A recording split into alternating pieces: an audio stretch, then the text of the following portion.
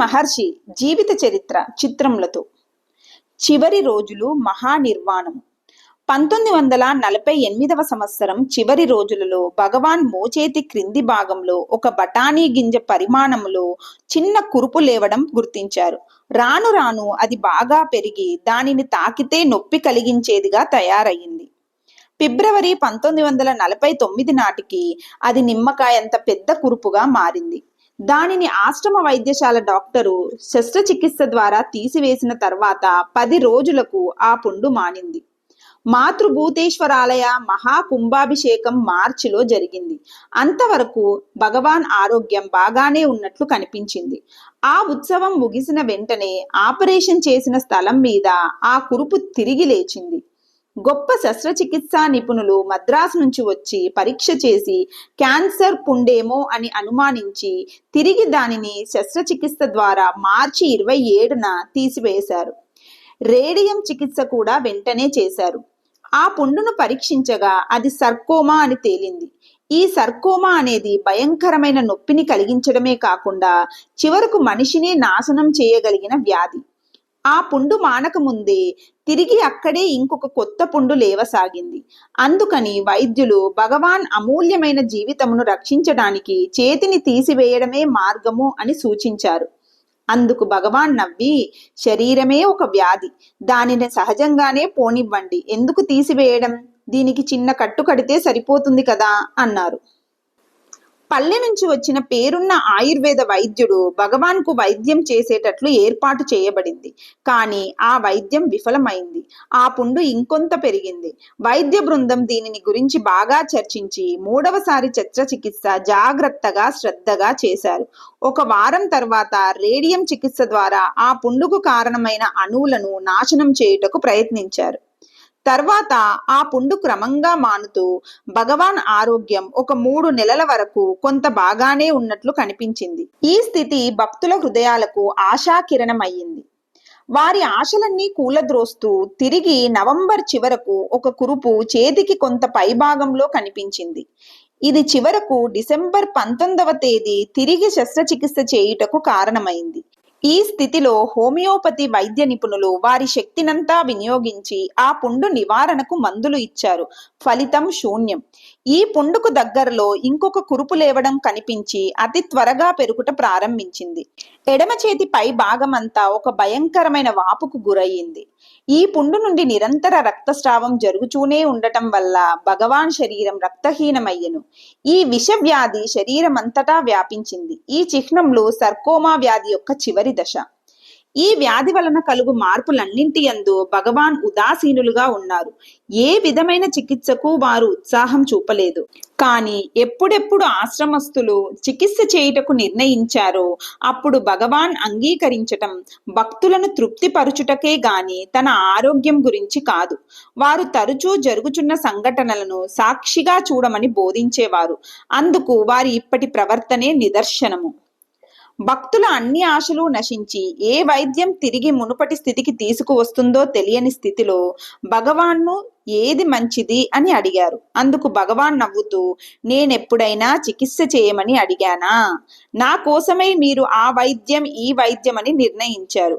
ఇప్పుడు కూడా మీరే నిర్ణయించుకోండి. నిజముగా మీరు నన్ను అడిగినట్లయితే మొదట్లోనే నేను చెప్పినట్లు దీనికి వైద్య చికిత్స అవసరమే లేదు. ఎలా జరుగుతుందో అలా జరగని అన్నారు. ఆధునిక వైద్య నిపుణులందరూ శస్త్రచికిత్స చేసిన తర్వాత నొప్పి పట్ల భగవాన్ యొక్క ఉదాసీన వైఖరిని చూసి ఆశ్చర్యపోయారు. ప్రతి విషయాన్ని భగవాన్ ఎంతో తేలిక భావంతో చూడటం, వారి హాస్యపు ధోరణిని ఎట్టి పరిస్థితులలోనూ విడనాడకుండా ఉన్నారు. భక్తుల యొక్క వైద్యుల యొక్క ఆతృత ఎంత ఎక్కువగా ఉన్న సమయంలో కూడా భగవాన్ యొక్క హాస్యపు పలుకులు వారికి నవ్వు తెప్పించేవి. ఆగస్టులో శస్త్రచికిత్స జరిగిన కొన్ని గంటల తర్వాత భగవాన్ భక్తులకు దర్శనం ఇవ్వడానికి నిర్ణయించారు. వారు ఎప్పటి వలె ప్రశాంతముగా నవ్వుతూ కనిపించారు. వైద్యులు అలా బయలుదేరగానే భగవాన్ హాలు చేరుకున్నారు. దానిని ప్రశ్నించినందుకు వారు వైద్యశాలలో నేనుంటే ఇతర రోగులకు ఎంతో ఇబ్బంది కదా అని జవాబు చెప్పారు. 4వ శస్త్రచికిత్స తర్వాత కూడా మహర్షి ముఖమునందు గల ప్రశాంతతను, కృపాపూర్ణమైన చిరునవ్వును చూసిన వైద్యులు భక్తులు ఆశ్చర్యపడ్డారు. వారి ముఖం మీద ఏ రకమైన బాధతో కూడిన గుర్తులు కనిపించేవి కావు. 1950 జనవరి 5వ తేదీన వారి 71వ పుట్టినరోజును భక్తులు జరిపారు. ఆ రోజు ఉదయం సాయంత్రం కూడా భగవాన్ భక్తుల మధ్య గడిపారు. వారు ప్రసిద్ధి చెందిన భక్తుల చేత రచింపబడిన అనేక సూక్తులను భక్తులు చదవగా విన్నారు. అరుణాచలేశ్వర దేవాలయపు ఏనుగు ఆశ్రమంనకు వచ్చి భగవాన్ పాదాలకు నమస్కరించి వారి సెలవు గైకొని వెళ్ళింది. వేద పారాయణ తర్వాత భక్తులు ఆనందముగా భగవాన్కు నమస్కరించడంతో ఆ కార్యక్రమం ముగిసింది. ఆశ్రమంలోనూ ఇతర స్థలంలోనూ మహర్షి కొరకు భక్తులు నెలల తరబడి ప్రార్థనలు చేశారు. ఈ ప్రార్థనల పట్ల భగవాన్ అభిప్రాయం గురించి అడిగిన భక్తులకు భగవాన్ జవాబు, మంచి కార్యక్రమంను చేయుట అందరికీ ఉచితమే, చెయ్యనివ్వండి. భక్తులందరూ కలిసి భగవాన్తో, భగవాన్ మీ ఆరోగ్యంను మీరే సంకల్ప బలంతో సరిచేసుకోకూడదా అని ప్రార్థించగా, కాలంలో అన్నీ సరిపోతాయి, కానీ ఈ సంకల్పం చేసుకోవడానికి ఎవరున్నారిక్కడా అని జవాబు. తన వ్యక్తిత్వం విశ్వ చైతన్యంలో లీనమగుట వలన వారు దేనిని కోరడం గాని సంకల్పించడం గాని ఎరుగరు. వారెంత అనారోగ్యంతో ఉన్ననో వారి దినచర్య ఏ మాత్రమూ మారలేదు. సూర్యోదయంనకు పూర్వమే స్నానమాచరించి నిర్ణయించిన సమయం ప్రకారం ఉదయం సాయంత్రం దర్శనం ఒసుగుచు ఆశ్రమానికి వచ్చు ఉత్తరములు పరిశీలించి జవాబులిస్తూ ఆశ్రమ పుస్తకముల ప్రచురణలను చూస్తూ తరచూ వాటి విషయమై తన అభిప్రాయాలను తెలియబరుస్తూ ఉండేవారు. మహానిర్వాణానికి సంవత్సరం ముందు నుంచి భాగవతం నుండి ఒక పద్యమును భగవాన్ తరచూ ఉదాహరించేవారు. మదిరామత్తుడైన వ్యక్తి తన శరీరం మీద బట్ట ఉన్నది లేనిది గమనించని విధంగా ఆత్మజ్ఞానంను పొందిన ఋషి కర్మల వలన దేహం స్థిరముగా ఉన్నను కదులుచున్నను దానిని గమనించడు. 1949 చివరిలో భగవాన్ యోగ వాసిష్టం నుండి ఒక శ్లోకంను చెబుతూ ఉండేవారు. చెరుకు గడ విరిగినను నలిగినను తన తీపిని కోల్పోనట్లు జ్ఞాని దేహమును కత్తితో నరికినను తన పూర్ణ స్థితి నుండి జారడు. చివరి రోజులలో భగవాన్ ఆరోగ్యం గురించి ఆతృత కనబరిచిన ఒక పరిచారకునితో భగవాన్ భోజనం పూర్తి అయిన తర్వాత ఎంగిలి విస్తరాకును తిరిగి దాచిపెట్టుకుంటామా అని జవాబు ఇచ్చారు. ఇంకొక సందర్భంలో కూలీకి బరువు మోయువాడు బరువును దింపినప్పుడు ఎంతగా సంతోషం పొందునో ఆ విధంగానే జ్ఞాని దేహంనకు మృత్యువు వచ్చినప్పుడు సంతోషించును అన్నారు. ఇంకొక భక్తుని ఓదార్చుచు భగవాన్ ఈ దేహమునే భగవాన్ అని ఎంచి దీనికి బాధను అంటకట్టినారు. ఎంత కష్టం! వారు భగవాన్ మనలను విడిచి వెళ్తారని భావించుచున్నారు. భగవాన్ ఏ విధంగా ఎక్కడకు వెళ్ళగలరు అన్నారు. ఒకరోజు ఒక భక్తునితో భగవాన్ నవ్వుతూ మోక్షం అంటే ఏమిటో తెలుసా అని అడిగారు. ఆ భక్తుడు శ్రద్ధతో కూడిన మౌనం వహించెను. అందుకు భగవాన్ లేని దుఃఖమును అనగా అనిత్యమైన దుఃఖమును తొలగించి ఉన్న ఆనందాన్ని అనగా నిజమైన ఆనందాన్ని అనుభవించడమే మోక్షమునకు అర్థమని అన్నారు. చివరి రోజులలో భగవాన్ తన గది నుంచి బయటకు కదలలేకపోయినను ఉదయం సాయంత్రం భక్తులకు దర్శనం ఇవ్వడం మానలేదు. వారు అలా తన మంచంపై జారగిలపడి కూర్చున్నప్పుడు అంపశయ్య మీద పడుకున్న భీష్ముని వలె ఉన్నారు. భగవాన్ ఆరోగ్యం బాగా క్షీణించినా కూడా చివరి రోజు సాయంత్రం వరకు భక్తులకు దర్శనం ఇవ్వడం మానలేదు. వారి యొక్క ఆరోగ్యం అతి త్వరగా క్షీణించి చివరి దశకు చేరుకున్నదన్న వార్త వ్యాపించగానే వందలాది భక్తులు వారి చివరి దర్శనంనకై తిరువణ్మలై చేరుకున్నారు. అప్పుడు స్త్రీ పురుషులు, ధనికులు, పేదలు, పండితులు, పామరులు, దేశ విదేశంలో నుండి వచ్చిన వారందరూ కలిసి ఆ దివ్య అవతారంను దర్శించుటకై వారి గది ముందు నిలబడ్డారు. బుధవారం మహానిర్వాణానికి 2 రోజుల ముందు భగవాన్ కృపా కటాక్షములతో గది ముందు తనను దర్శించుచూ సాగే భక్తులను చూస్తున్నారు. భక్తులందరికీ ఇదే చివరి చూపు అన్న భావం ఉదయించింది. ఆ విధంగానే తర్వాత 2 రోజులు తల తిప్పి భక్తులను చూచుటకు కూడా వీలు లేనంతగా భగవాన్ శారీరక శక్తి క్షీణించింది. అవసరమైనప్పుడు మాత్రమే దగ్గరనున్న పరిచారకులతో వారు మాట్లాడారు. గురువారం ఉదయం ఒక వైద్యుడు భగవాన్ ఊపిరితిత్తులలో ఉన్న కఫంను కరిగించుటకు మందులు తేగా భగవాన్ ఇంకా 2 రోజులలో అంతా సరిపోవును అన్నారు. ఆ రాత్రి పరిచారకులతో భగవాన్ నన్ను ఒంటరిగా వదిలి మీరు నిద్రించండి లేదా ధ్యానం చేసుకోండి అన్నారు. ఏప్రిల్ 14, 1950 శుక్రవారం ఉదయం భగవాన్ దేహంనకు నూనెను మర్దన చేసిన ఒక పరిచారకునికి భగవాన్ ధన్యవాదములు చెప్పారు. ఆ మాటలకు అర్థం తెలియని అతను ఆశ్చర్యంగా చూడగా భగవాన్ దాని అర్థంను నవ్వుతూ వివరించి చెప్పారు. భగవాన్ ఈ దేహంను వదులుటకు ముందు తనను సేవించిన వారికందరికీ ధన్యవాదములు తెలిపినట్లయ్యెను.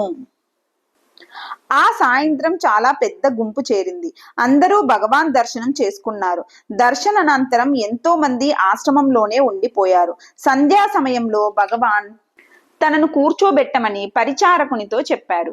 వారిలో ఒకరు భగవాన్ తలకు భద్రంగా చేయూతనిచ్చెను. వైద్యులలో ఒకరు భగవాన్ కు ఆక్సిజన్ ఇవ్వటానికి ప్రయత్నించగా భగవాన్ చేతితో వద్దని వారించారు. ఆ చిన్న గదిలో వైద్యులు పరిచారకులు కలిపి 10-12 మంది ఉన్నారు. పరిచారకులు భగవాన్ను విసురుచున్నారు. వందలాది భక్తులు ఆతురతతో గది బయట వేచి ఉన్నారు.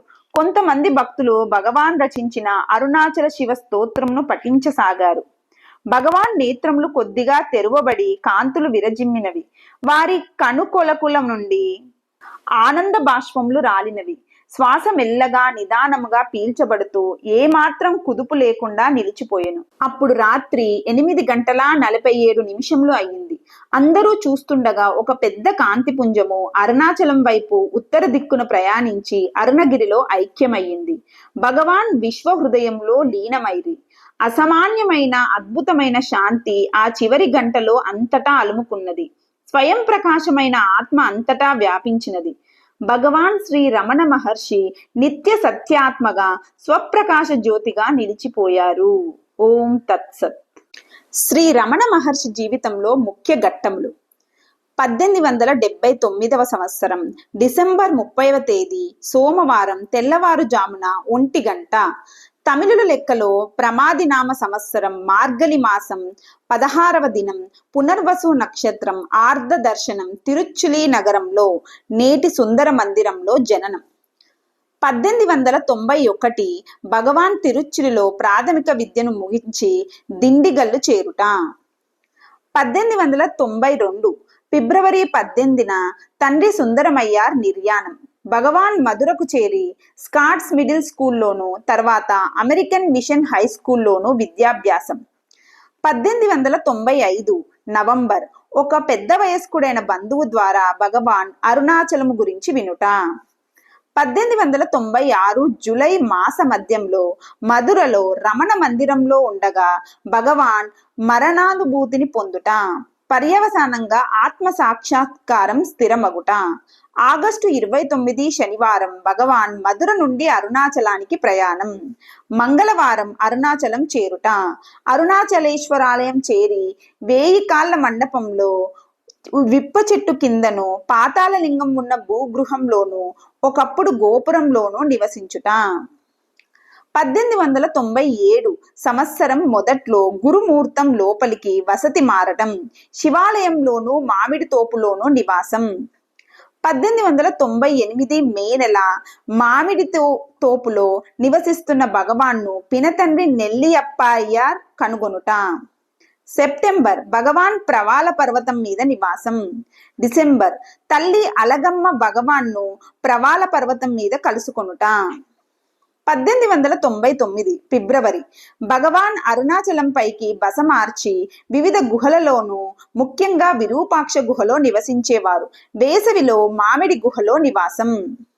1900 విరూపాక్ష గుహలో గంభీరం శేషయ్య ప్రశ్నలకు సమాధానములు. 1902 పైన పేర్కొన్న ప్రశ్నోత్తరములు ఆత్మ అన్వేషణగా ప్రచురింపబడుట. 1902 శివప్రకాశం పిల్లై ప్రశ్నలకు జవాబులు. నేనెవడును ప్రచురణ. 1905 భగవాన్ తిరువన్మలలో రేగిన ప్లేగు వ్యాధి కారణంగా పచ్చయమ్మన్ కోవెలలో 6 మాసములు నివసించుట. తిరిగి కొండపైకి బస మార్పు. 1907 నవంబర్ 18 అతి ముఖ్యమైన కావ్యకంఠ గణపతి ముని భగవాన్ల కలయిక. కావ్యకంఠులకు భగవాన్ ఉపదేశం. 1908 జనవరి నుండి మార్చి వరకు భగవాన్ గణపతి ముని తదితరులతో కలిసి పచ్చయమ్మన్ కోవెలలో గడిపి తిరిగి విరూపాక్ష గుహకు చేరుట. ఆదిశంకర్ల వివేక చూడమని తమిళ గద్యంలోనికి అనువదించుట. 1911 నవంబర్ ప్రథమ విదేశీయుడైన FH హాంఫ్రీస్ భగవాన్ను కలుసుకొనుట. 1812 తాబేలు రాతి వద్ద రెండవ మరణానుభూతి, వాసుదేవ శాస్త్రి తదితరులు ప్రత్యక్ష సాక్ష్యము. 1914 తల్లి అలగమ్మ ఆరోగ్యార్థం అరుణాచల స్తుతి. 1915 తల్లి కొరకు అప్పుడప్పుడు పాట రచన. విరూపాక్ష గుహలో నివసించిన కాలంలో రచింపబడిన ఇతర రచనలు: అరుణాచల అక్షరమణమాల, అరుణాచల పదికము, అరుణాచల అష్టకము, దేవి కాలోత్తర తమిళానువాదము, శంకరుల దక్షిణామూర్తి స్తోత్రము, గురుస్తుతి, హస్తామలక స్తోత్రములకు అనువాదము. 1916 స్కందాశ్రమునకు బస మార్పు. 1917 అరుణాచల పంచరత్నముల రచన. అమ్మ స్కందాశ్రమంలో స్థిరపడుట. గణపతి ముని శ్రీ రమణ గీతా రచనము. 1922 మే 19 శుక్రవారము అమ్మ అలగమ్మ మహాసమాధి. డిసెంబర్ మధ్యలో ఇప్పటి రమణాశ్రమ ప్రాంతం రమణుల నివాస ప్రారంభం. 1927 తమిళంలోను, తెలుగులోను, మలయాళంలోను, సంస్కృతంలోను ఉపదేశ సారము రచన. ఏప్రిల్లో ఆత్మవిద్య రచన. 1928 తమిళంలోను, మలయాళంలోను ఉల్లాదు నార్పదు రచన. 1930 తమిళం నుండి సంస్కృతంనకు ఉల్లాదు నార్పదును గణపతి ముని అనువాదించుట. 1933 శంకర్ల ఆత్మ సాక్షాత్కారము సర్వ జ్ఞానోత్తరమును ఆగమము తమిళంలో అనువాదము. 1939 సెప్టెంబర్ 1వ తేదీ గురువారం నాడు మాతృభూతేశ్వర ఆలయ శంకుస్థాపన. 1940 శ్రీమద్ భగవద్గీతలోని 40 శ్లోకములకు భగవద్గీత సారము అను పేరుతో తమిళంలోను, మలయాళంలోను అనువాదము. 1947 ఫిబ్రవరి తెలుగులోను, తమిళంలోను ఏకాత్మ పంచకమునకు అనువాదము. 1947 జూన్ 18 గోలక్ష్మి నిర్యాణము, ఆదిశంకర్ల ఆత్మబోధకు తమిళానువాదము.